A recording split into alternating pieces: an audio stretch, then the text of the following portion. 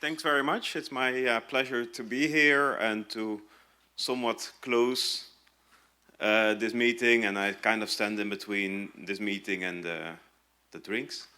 So today I'm going to present some concepts that we've been working on pricing in weather index insurance. So this is joint work with my PhD student, Chuan Zichao, and Li Wenyuan, who is my colleague at HKU.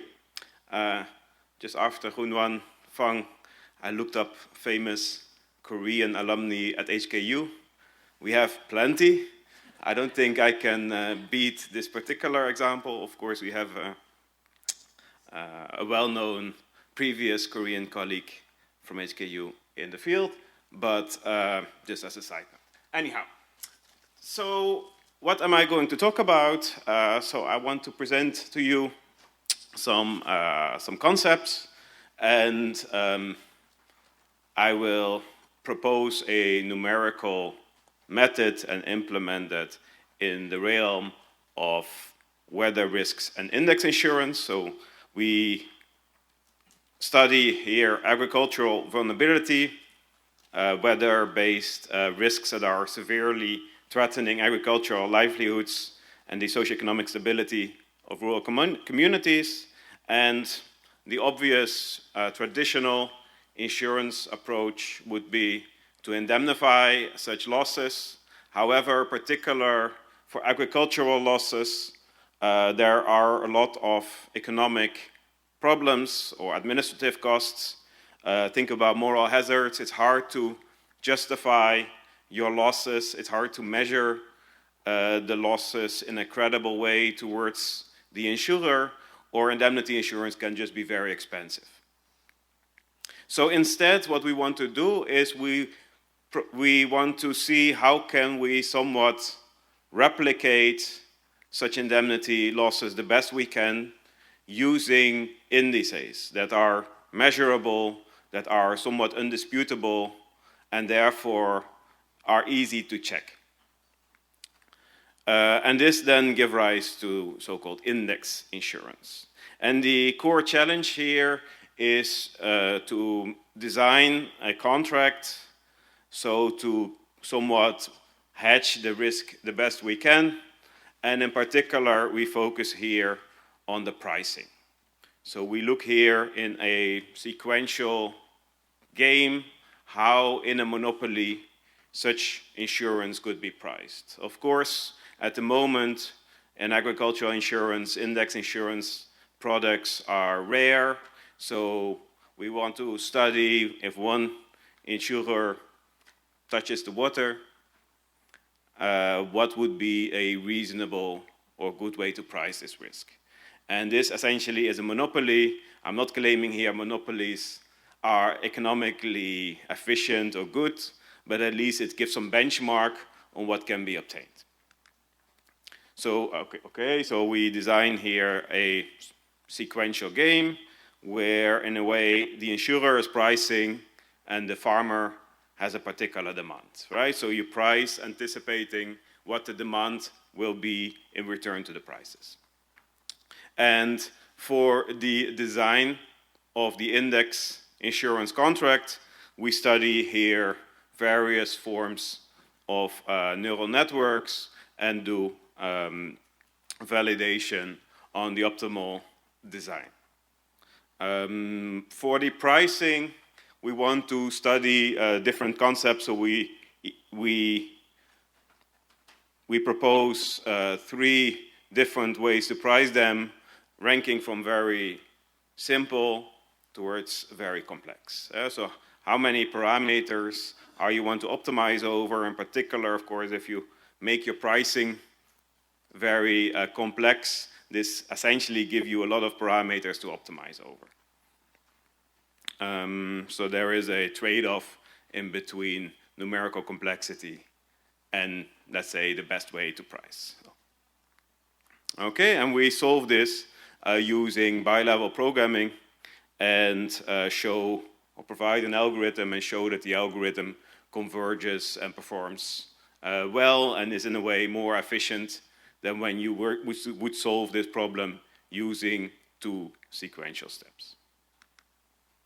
So essentially the monopoly pricing part already dates back from the 80s and has actually been kind of reevaluated and revived in the last 5 to 10 years. And we contribute to that, but in particular what we contribute is that instead of focusing on indemnity insurance, we focus on index insurance. Okay. What is particularly the case with any kind of agricultural products is that if you want to study the relationship between the losses and the indices, those relationships are typically nonlinear. So to give you an example, think about crop losses. They can be very high when there is no precipitation or loads of precipitation, right? Or if temperature very high, very low, there can be larger insurable losses. So the kind of traditional linear or GLM type approach here may fail, and that is where neural networks can help to essentially establish such complex, nonlinear or non-monotone relations.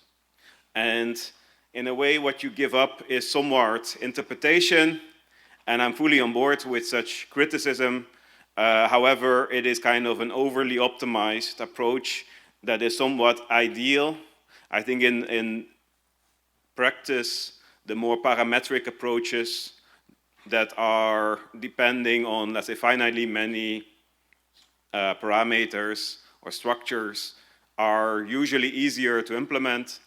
But again, we want to provide somewhat a overly optimized, ideal approach. Okay. So what is the problem? So I skipped some of the technical details, but roughly we have here this sequential problem, right? So we have a kind of a classical monopoly pricing problem from the perspective of the insurer, which is called the upper problem, in which the insurer maximizes expected profit. Right? And the expected profit here is calculated via the premium minus the actuarial costs and a particular administrative cost that is proportional to that. So that gives rise to this upper problem where the premium here is an element of some sets that essentially include the 3 ideas on the previous slides, right? So on those 3 premias, we can kind of establish a set flexibly, and those are the 3 ideas we want to include here for calligraphic PS. But then the farmer, and this is where index insurance plays a role, he has a insurable, or I should say a agricultural loss. Why? But he is not directly indemnifying this, which means purchasing coverage that is directly a function of the loss of the farmer, but instead a non-trivial function of several indices, right? And those indices typically include temperature and precipitation, right? So for particular temperature in a particular region, you can get particular coverages. But we do not impose a lot of structure on this I, because that is what we optimize in our neural networks, but at least we want the coverage to be non-negative. Yes, and the premium is, of course, paid by the farmer, and we study here several choices of a so-called risk measure denoted by rho. For this rho, we have particular expected shortfall type of risk measures in mind. We study several choices for that and see what is the impact on the pricing decisions. So we focus here again on risk measures, both from the perspective of the pricing function as well as on how the farmer evaluates risk. And in particular, and for our convergence proofs, we need those preferences to be convex, to be nice, let's say. We focus on the expected shortfall, or also called the conditional value at risk, because it remains to be so-called coherent. And this gives rise to a particular distortion function that can then subsequently be used to determine the underlying risk measure. But we also want to study here a convex combination between the expected losses and the risk measure CVAR that may be due to regulation, and then minimize a weighted sum between the expected losses and a risk measure.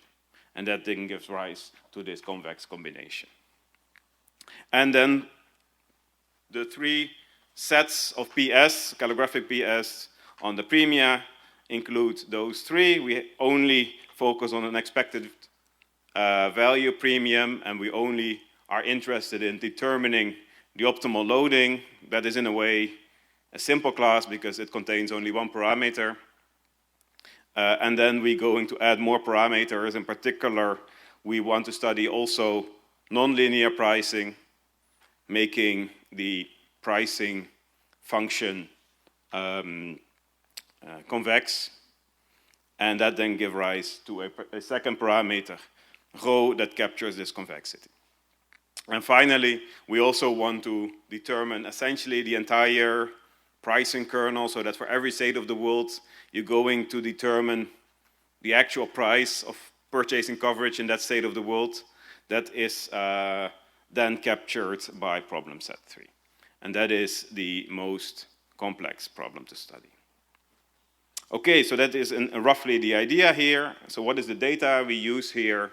Data from Iowa using the PRISM Calibrate group data. We download the weather data in Iowa, and we study here soybean yields, which are then converted to examples of possible losses for farmers in those regions. So in particular, we focus here on daily minimum, maximum temperatures, precipitation, and some other weather-related indices that we could find. And of course, we checked here those relationships between the actual losses and those 7 variables show nonlinear and complex and non-trivial relationships. And then, I think during the meeting today, we have seen figures like this already a few times. We study several neural networks and study the design of neural networks in the validation exercise. So in a way, these neural networks in this context is not completely new. It has been studied by a paper by Chen and co-authors in 2024 in Management Science, and we essentially apply the same losses. They study corn, we study soybean, but with different preferences.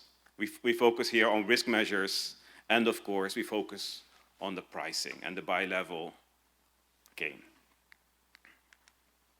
So on top of neural networks, we also are interested in extending it to convolutional neural networks. Essentially, they roughly see the data or the spatial data more as a picture, and this actually will turn out to work well in the validation. So what is bi-level programming? So generically, what we have in mind here is a problem where we focus the upper problem minimizing f over x and y under, let's say, the participation of the farmer, right? And then the farmer is the lower problem, which is captured here by y being an s. And here, the use of risk measures actually make the mathematics a little bit harder, because for instance, with expected expected utility, you can utilize some strict concavity, and that actually helps you determining bounds, etc., for convergence. But here we do not have a differentiable, or not differentiable everywhere, or strictly convex problem, so we need to do some work that I will actually skip today. So we focus here on the technique to get the lower problem back into the main objective so that we directly optimize a single objective, that is the problem of the insurer, so the upper problem, plus a penalty times a so-called function value gap penalty, which is the distance between the best decision by the farmer and the actual value function for that particular xy. And if your gamma here is chosen large enough and actually increases, such algorithm can be shown to converge.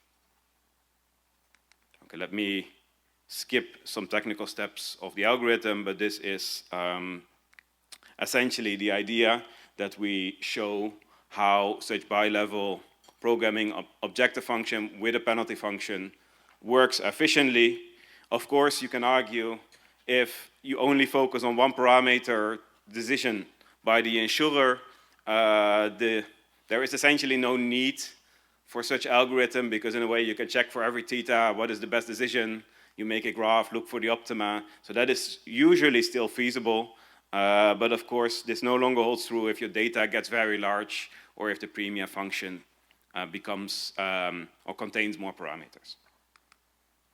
So, okay, we show some examples that this indeed converge, and well, let me skip this. So, and one of our main objectives is also to compare it with actual indemnity insurance, right? So, indemnity insurance is you have directly a function of your y, of your loss, and if that is feasible, you can actually analytically solve for the optimal insurance contract using some standard techniques nowadays in the literature, right? So this right figure actually uses our algorithm, but we can also solve it analytically. But the left figure, that is where we need the neural networks, and we get for every state of the world a particular coverage that is obtained as a function of x, not of y. So here the y is the x-axis is the y, right? So it's maybe confusing, but the actual loss is on the x-axis, and the coverage that can only be a function of your indices, not of your x-axis, that is then what is displayed via dot here. So we see we get somewhat close to this stop-loss type structure, and the mismatch essentially give rise to basis risk that we also aim to quantify here in examples.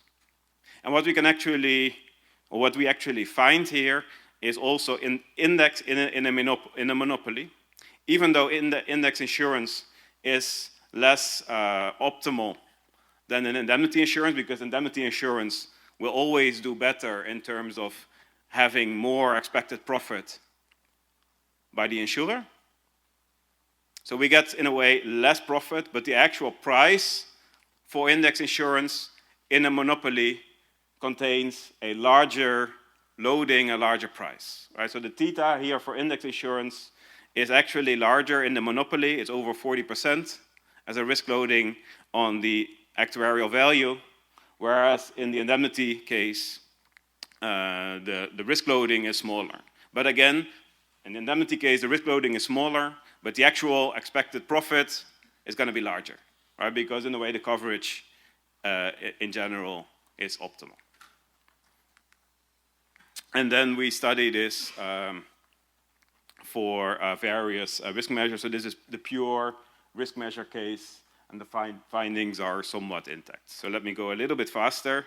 So what we study, for instance, here is different choices of how much weight does the the farmer assigned to the risk measure, and we find that if there's a lot of weight to the risk measure, meaning your lambda is closer to 0, so lambda, for instance, of 0.1, that makes the farmer more risk averse, and therefore the actual risk loading determined by the insurer is going to be higher. And consistently, we find that index insurance here actually turns out to be more expensive than indemnity insurance, and we believe this is mainly due to the monopoly structure of the market.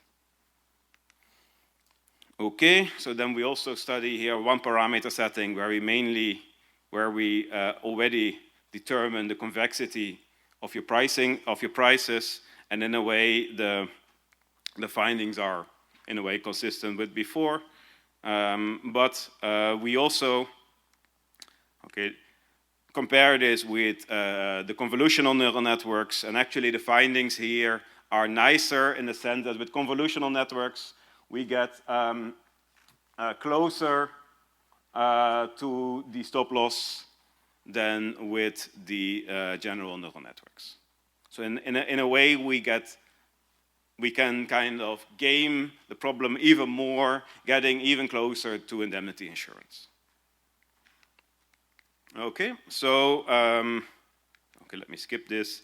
So then we also do this exercise for the 2-parameter case. So here we have a risk loading as well as convexity.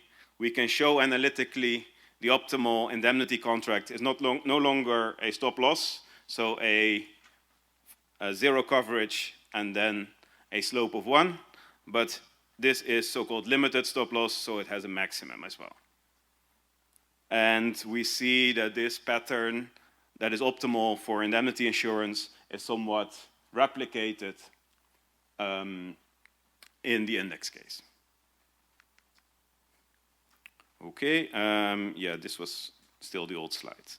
So let me continue. So we also do this for the 3rd problem, which actually numerically is by far the hardest, and that is that we capture here in a way the whole pricing kernel.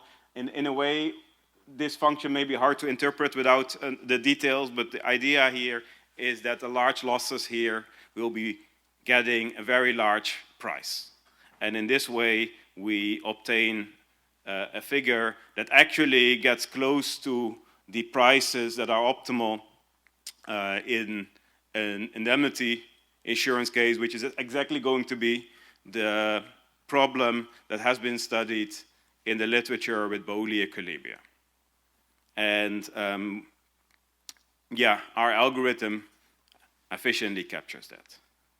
So essentially this table here is what we can solve analytically, and this is what we determine using our algorithm.